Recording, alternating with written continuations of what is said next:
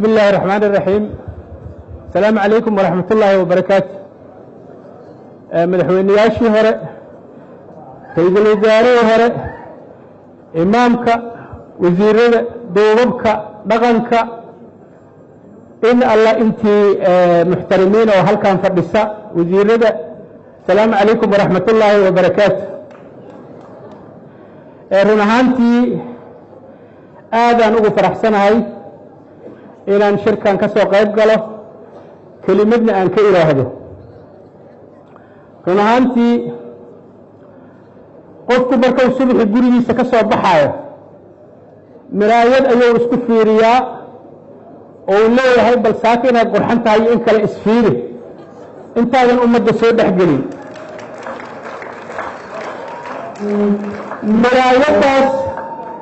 مرايداس هدان اسكو فيرينو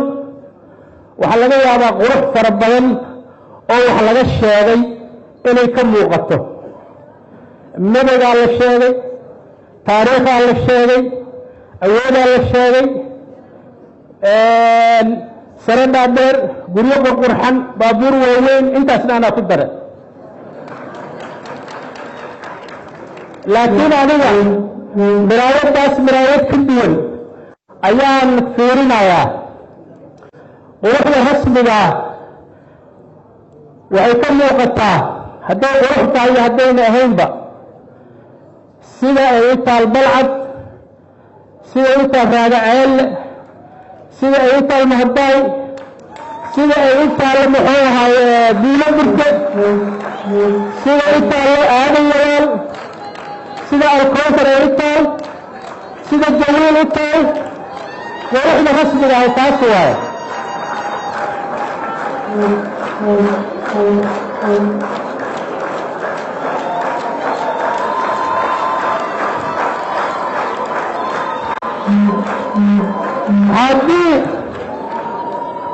haddii ay idila qurxan tahay saas oo saasu idin qancisay ood raalli ku tihiin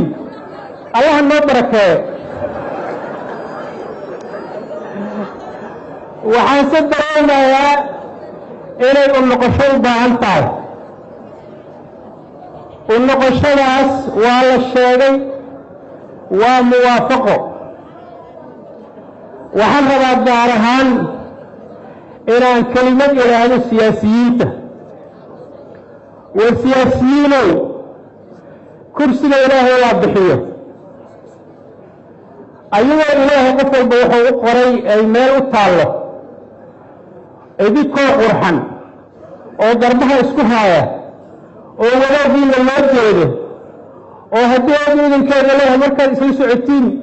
isha ilaahay ha ka haya laleeyahay inaad mataqaanaa danta ummaddan ka shaqaysaan ayaa muxuu ahay ayaa loo baahan yahay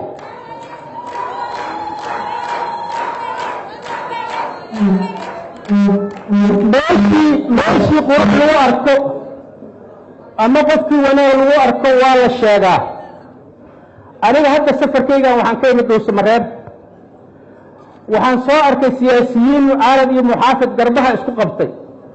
danta guud ka shaqaynaa waxaan arkay hub qabaa'il lahaayeen oo inta dawlad la iimaansaday lagu wareejiyey waxaan soo arkay duubab xoolo iyo mataqaanaa geel iyo lo iyo ari maamulkoodii iyo dawladdoodii ku tabantaabaya wanaaggaas waxaa la rabaa gobolka banaadir iyo hirshabeelle inaad ku taageertaan hadday laxajecla idinka hayso